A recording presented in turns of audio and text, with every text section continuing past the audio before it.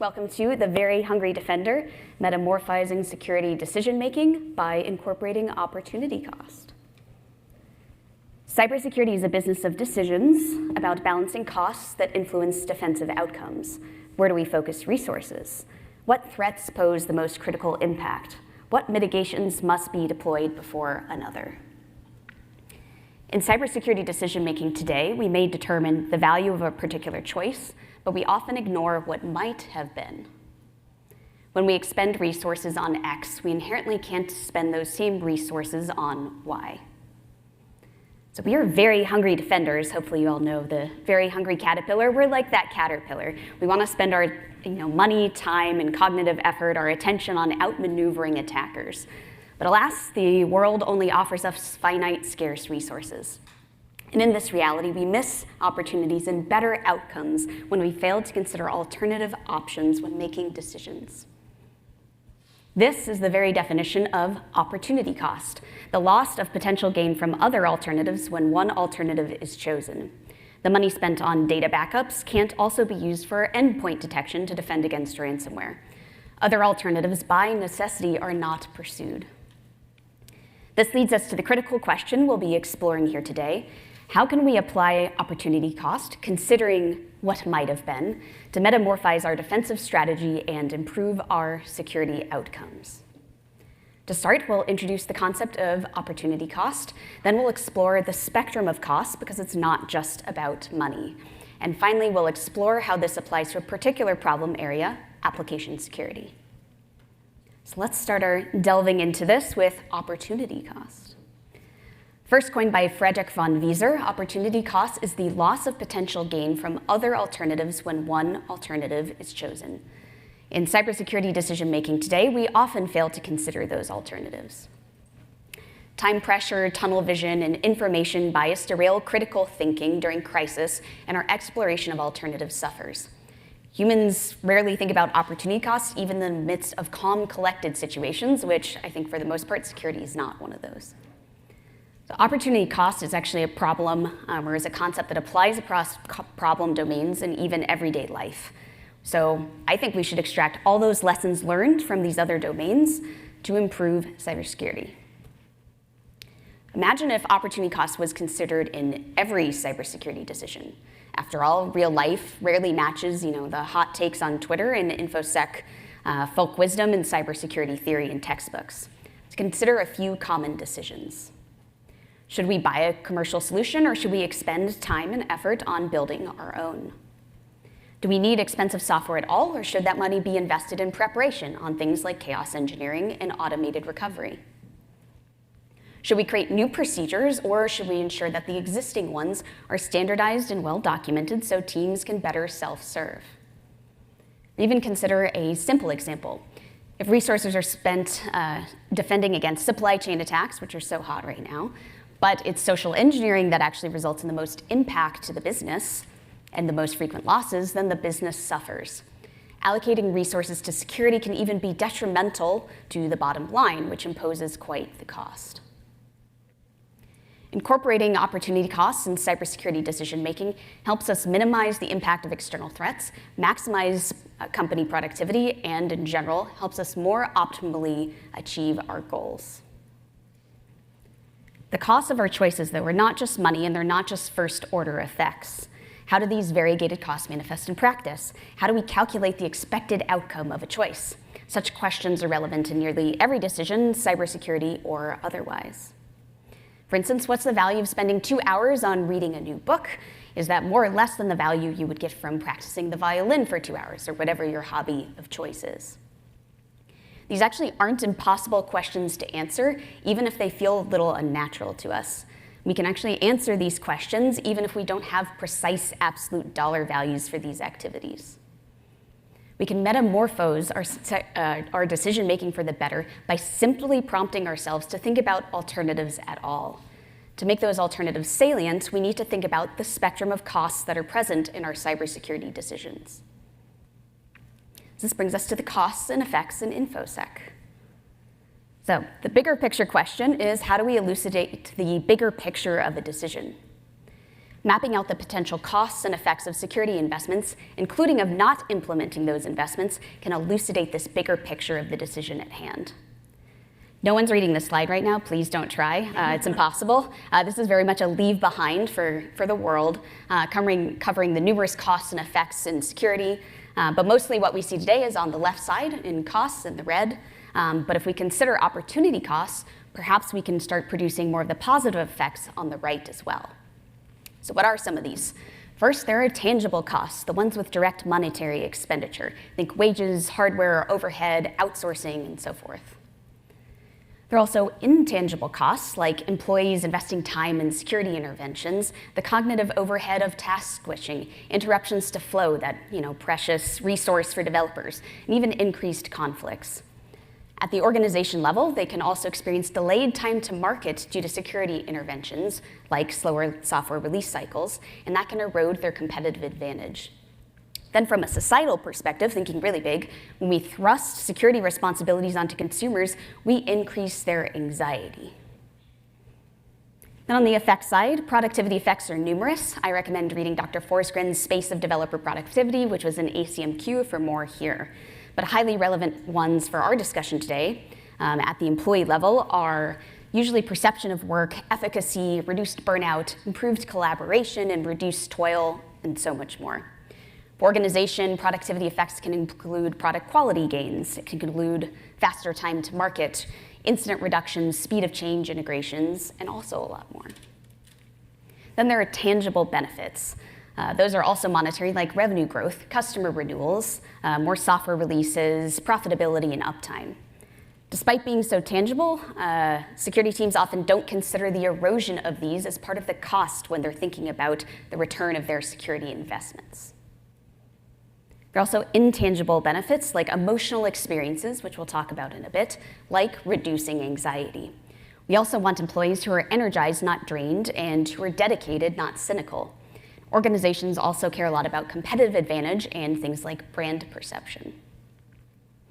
Then finally, there are tangible savings, and that helps with profitability, like reduced headcount, reduced tech cost savings, things like lower compliance fines.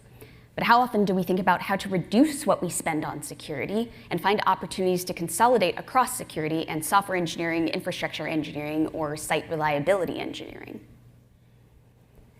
How do we start understanding the outcomes of a security decision, like purchasing a solution, through this lens of costs and effects? It can be especially helpful to consider something we call the null baseline, especially with an eye to the benefits on that right side of the graphic.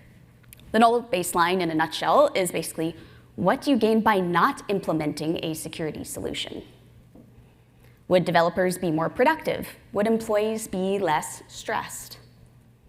It's important to stay honest about what is lost when we implement security, which can also elucidate a broader set of options that might still uphold benefits like software velocity that would otherwise remain unexplored when we make a decision. We cannot just think about ourselves as stakeholders. This is precisely why negative externalities are relevant in cybersecurity decision-making. As we are very hungry defenders, like these little caterpillars gobbling up leaves. If you've ever had a garden, you know they can be a total scourge. We may devour the leaves of productivity for our organizations in the pursuit of protection, and we might cause more harm than good. What are externalities? They are the costs and benefits imposed on other entities by a choice. In cybersecurity decision-making, as elsewhere, the monetary costs and monetary benefits of a particular choice are often considered in isolation rather than considering its externalities. A classic example of a negative externality is pollution. A firm can perform cost-benefit analysis to consider the cost incurred by producing a widget. They can think about the benefit that they get from selling the widget, but it won't consider the costs imposed on the local community by lowering the quality of drinking water, nor on the costs imposed to society by increased carbon emissions. In cybersecurity, the implementation of, say, an application security tool may have a positive return for the security team, but it might result in a negative externality of slower or fewer software releases, which impacts the organization's teams, and even its customers. We should always consider what costs we are imposing elsewhere. especially in the realm of those intangible costs like burnout, conflict, disruption of flow, productivity loss, and so forth.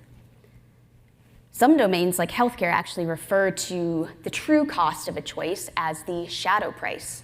The shadow price reflects the prices of goods, services, and resources that are proportional to the true opportunity cost for the economy, taking account of any externalities. Similar to healthcare, cybersecurity is complex in its network of stakeholders. The benefits and costs from the perspective of a security team, the organization, the teams within it, the organization's users and customers, and the society around them, all of those perspectives are likely to be quite different. So a benefit for one stakeholder may beget a cost for another. A worthy question to bring back to your work or research is, what is the shadow price of each security mitigation in your organization? When we're thinking about costs and shadow prices, we need to think beyond money. The word cost is often narrowly considered in terms of monetary cost or monetary value. It's certainly one important aspect when we're making decisions, because financial resources spent on one opportunity means that those resources can't be spent now or later on something else that money is spent. But what else must we consider? Time is a very common consideration and opportunity cost, but is often neglected in practice. And security investments can be especially profligate with time. For instance, time is required to answer help desk calls. It also takes time to develop new security policies. And it definitely takes developers a lot of time to fix those 1,000 list of critical or super urgent vulnerabilities, right? Cognition is another resource we have to consider. So cognitive resources such as attention, affect, and productivity are relevant in any domains when humans expend cognitive effort to solve some sort of problem. Emotion is actually another resource we should consider. We often overlook it. So emotional experience like anxiety, frustration, and confusion is often overlooked as a cost when we're evaluating options, despite its well-documented salience during human decision-making. In cybersecurity, studies actually show that the stress of time pressure can exacerbate users' frustrations with the very poor usability of a security tool, which makes them more likely to bypass that tool or the security requirement. Consider the example of securing the software supply chain, everybody's favorite boogeyman right now. So a business is thinking about moving from an internet-connected development environment to a standalone disconnected development environment to shield it from external threats. What are the costs of moving to this disconnected development environment? The example might seem ridiculous. It has been proposed officially within the past year. So there are direct costs to this change, such as perhaps the need for new hardware or increased IT support. But even more substantial are the costs to productivity and employee satisfaction. Developers can't smoothly query the internet or copy and paste from Stack Overflow, because that's what developers do. New time investments will be required because of the network disconnect, and productivity will go down as a result. So many variables influence cost, and the principle of opportunity cost invites organizations to consider how else costs might be used and which option maximizes their success. Thinking about opportunity cost in terms of the laws of thermodynamics can actually be an illuminating analogy. So it's well understood that energy within a system, including a system made up of other systems, can't be created or destroyed. However, energy within a system can be interchangeable, like a human hand expending energy to wind a clock, which transfers energy into its spring, and then it catalyzes the motion. Security programs are a component of organizations, and they can expend energy or absorb it. For instance, a requirement for organizational users to be vigilant to phishing threats requires them to expend energy on solving a security program, which the security team can absorb, because these user efforts allow the security team to expend energy elsewhere. Requiring software engineers to triage bugs discovered by vulnerability scanners is another example. Developers expend energy combing through the findings and fixing them, and the security team can absorb that energy. Thinking of where energy is expended and absorbed and by whom can help excavate opportunity costs in any sort of cybersecurity decision. This brings us to our case study in application security, starting with the challenge of the focal point. An opportunity cost framing exposes situations when the problem definition is overly prescriptive, which dismisses alternatives that might be superior in solving the problem. This zoomed-in perspective that I'm describing is called the focal point.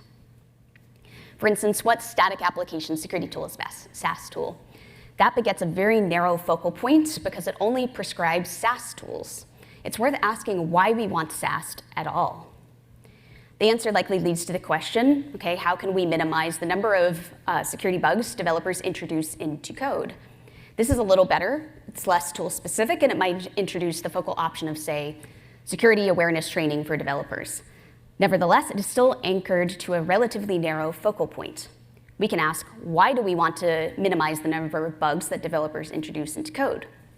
The answer is likely because we don't want them to be exploited in production and cause problems. With this better understanding of why, we can form an even better question, which is, how do we minimize the impact of security bugs in code running in production? This question allows a much more expansive list of potential opportunities and potential solutions, which helps us consider a variety of alternatives from a more zoomed-out focal point. This allows us to allocate our finite pool of resources to a variety of alternatives. For instance, if we brainstorm with other teams, we can maybe think of a broader list of potential solutions and best prioritize how we allocate our capital. This broader list could include SAS tools and developer training, but also ephemeral or immutable infrastructure, or standardizing libraries and patterns so developers are less likely to make mistakes. It could include architecting the system with strong isolation properties, talked about that on Tuesday. Or you could run security chaos experiments to uncover how the system behaves when it encounters some sort of adverse condition, like an attacker exploiting a bug. The point is we can allocate our finite pool of resources to one alternative or another. If we invest in standardized libraries and patterns, then we can't invest those same exact resources in those SAS tools. Perhaps we solve the problem even better this way. The focal point is about the true outcome we seek in our decision problem. So it's not about generalized or specialized tools. It's very much that we need to understand the real target benefit, digging into a few layers of why, if we want to investigate what benefits we are giving up by doing X instead of Y to approximate opportunity cost.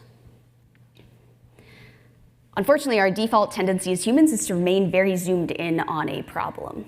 So for instance, consumers will consider which resort is best for my vacation, rather than thinking about the true target benefit, which might be to reduce stress or maybe generate a sense of wonder. And that would expand the possible set of options to beyond just a resort for a vacation. To find the true target benefit, we have to consider our organization's kind of fundamental purpose.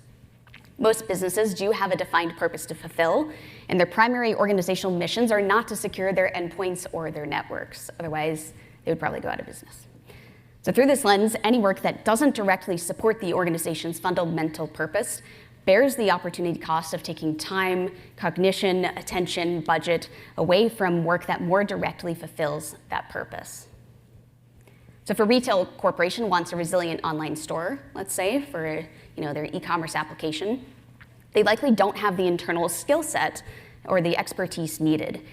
That's expertise, think like databases, ad delivery, ad placement, and content delivery as well.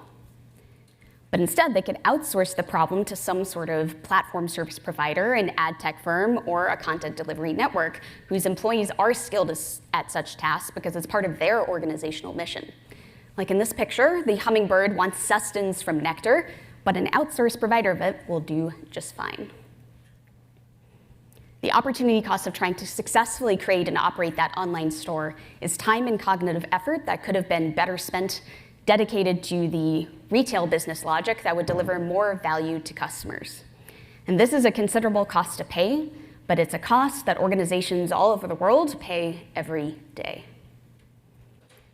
So let's summarize. Opportunity cost can be considered in every cybersecurity decision because it is always relevant, whether we are aware of it or not. If we incorporate opportunity costs, we're more likely to derive the best security outcomes. We can balance our organization's multifaceted goals, nurturing business operations that are resilient to attacks and other adverse scenarios. Cybersecurity decision makers would really benefit from recognizing the many types of costs beyond just money. And we think opportunity costs can be understood by anyone given the right introduction and framing. And one way to ease into the consideration of opportunity cost is to consider that null baseline heuristic, to consider the option of doing nothing rather than the choice at hand. This can elucidate the true problem too, that true target benefit, the one that really needs solving. Through the lens of the spectrum of costs and effects, especially when considering the option of not implementing a security measure, incorporating opportunity costs can become natural and accessible in our decision making. So the parting question for you all today is, and I'm very excited to see because there are many brilliant minds in here, is how can we nurture the widespread inclusion of opportunity cost in research and practice so we can metamorphose our security decision making for the better? If you enjoyed that, Swathi said, book is available for pre-order, should be out this spring, very exciting. With that, thank you very much for your time and attention, which, as we discussed, is finite and precious.